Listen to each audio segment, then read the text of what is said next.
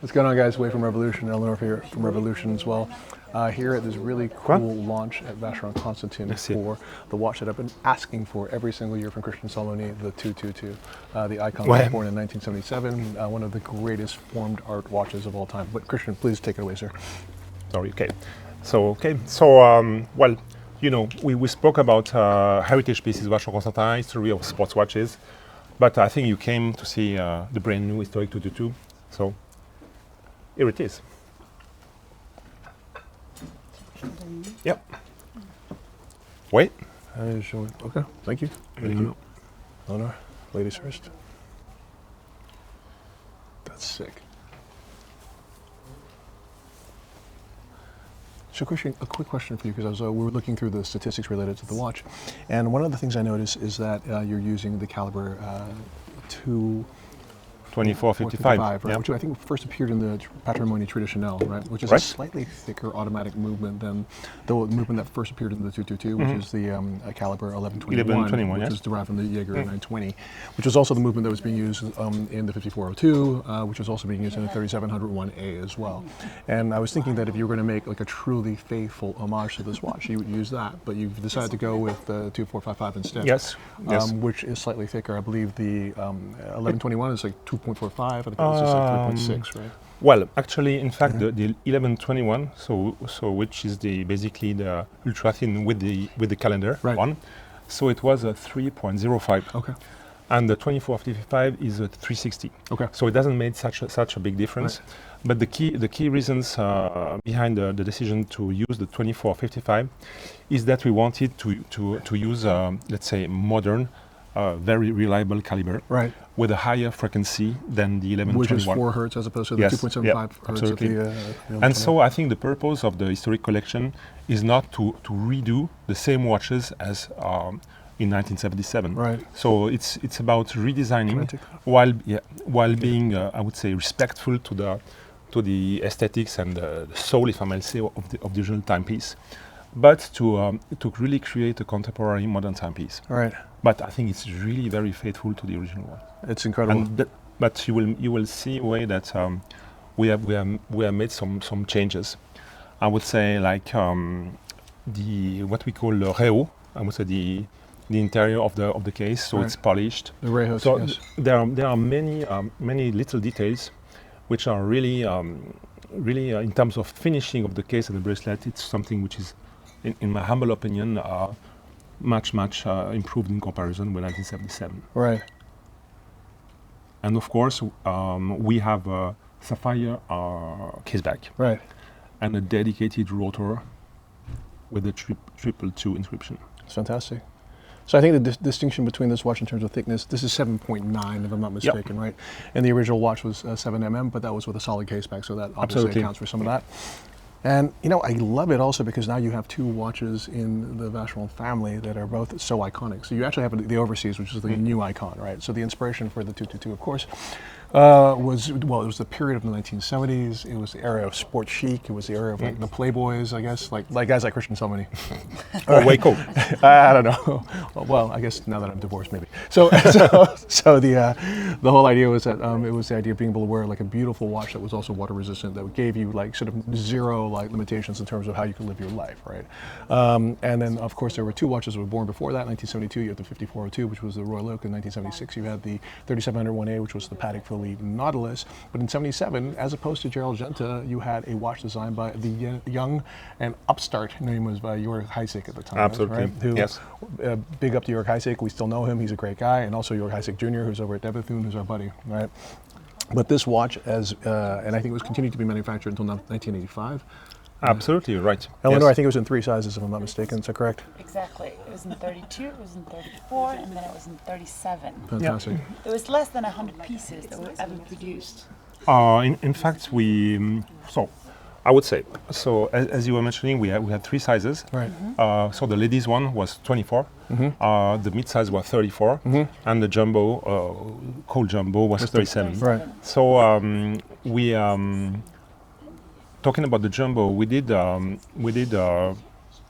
quite a few of the model.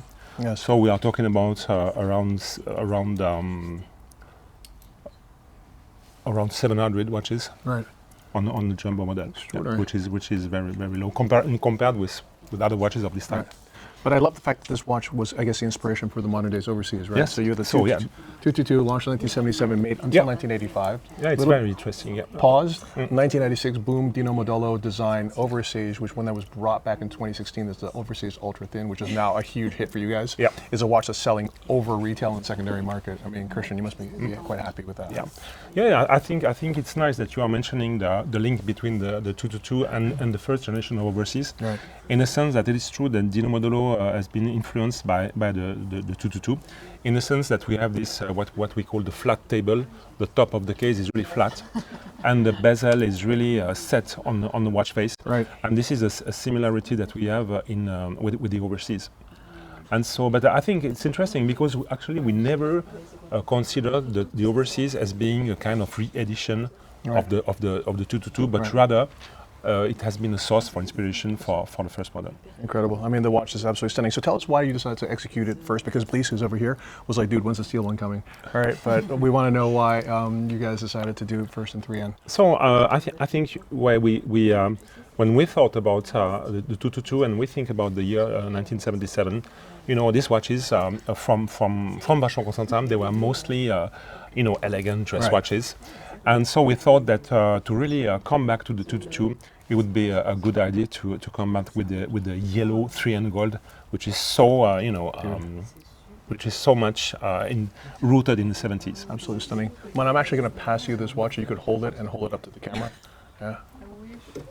You good with that? Or you want me to hold it up? Okay, I'll hold it up. So there you guys go. That is the homage to the original 222, designed by Jörg Heisig back in 1977. The watch is 7.9 mm in thickness, 37 mm in diameter. This beautiful barrel-shaped case, complemented by the fluted bezel, and of course the Maltese cross right here.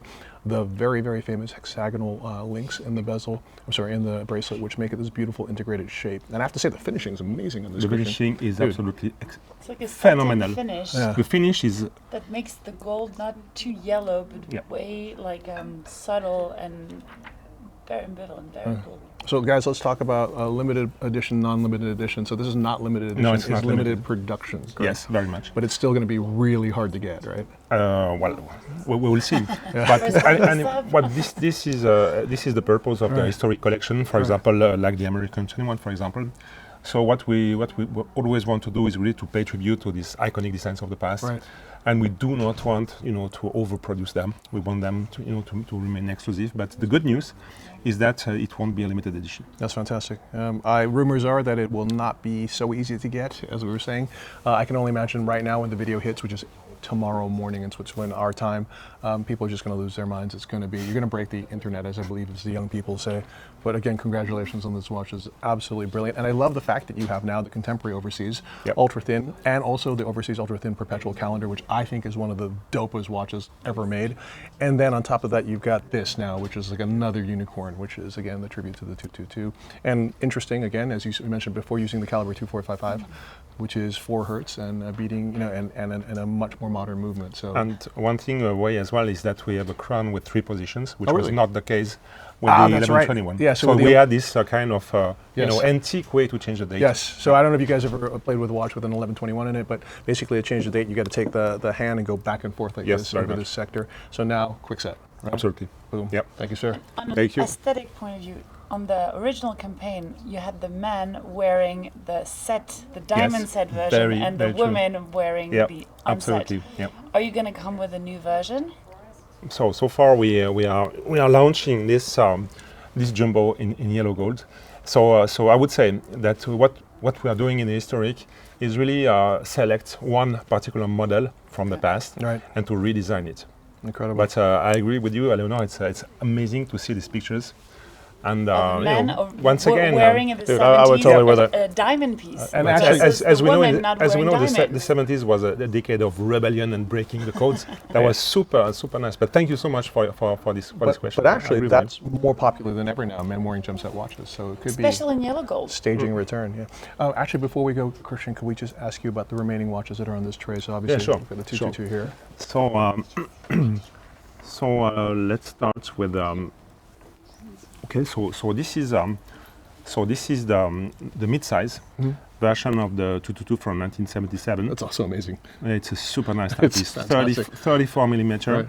So we have a different movement inside. So this is the 1124, which is hours, minutes, seconds, and date. Right. And which is also as a three position crown. Right. And have a look to the dial color. I think this is really amazing. It's like a slate gray, That's bluish kind of gray. So it's a super interesting timepiece as well. So next, I will go to this one. So this is the third version of the 222. Right. So this is obviously the ladies version, 24 millimeter, very much the kind of diameter of what is during the 70s or the 80s. So this is the quartz movement, and I think it's super. It's a really lovely, very cute version of the 222. Stunning. And that one is the I would say kind of emblematic combination of the 70s. Right. So steel and gold. Right.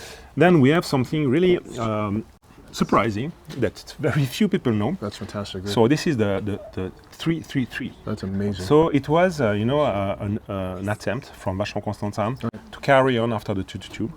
And to it's something that is very much, I would say, is more in the 80s, with this very surprising semi-pavé dial, also in yellow gold, and date at 9 o'clock there. Have you seen that? That's fantastic. So very love surprising. that. I feel that's like a very Nick Falks kind of watch. Yeah, but I would like to have Eleanor comments as well on this one. Eleanor, here you go. Well, in my opinion, what's very interesting and very modern at the same time is that you can see on the dial the work of the gold, like almost like not really hammered, but like the pointillé that you can see, and that's mixing with the diamonds just to highlight the fact that it's not fully paved with precious stones, but it's a mix and match of two different matière in a way, where you have a stone and a metal that is not actually mixed all together. And it also gives some sort of texture Very much. to the dial that just mixing with the polished gold of the case, the link on the integrated bracelet, and obviously the feminine touch on the dial. Beautiful. Thank you. Well said. So the last one is from the 90s. That's cool. So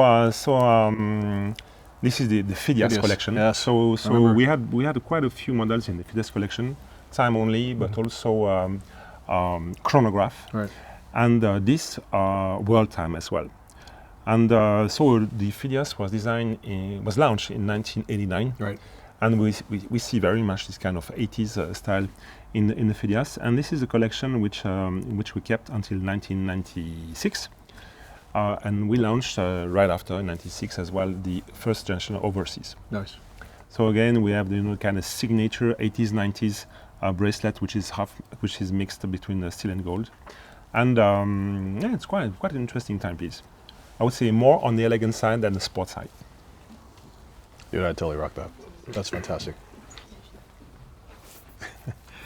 Christian, thank you very much. It's been an absolute pleasure, sir. My pleasure, dear. Talk about tattoos later. All right. Thank you, Eleanor. Thank you very much. Peace, guys.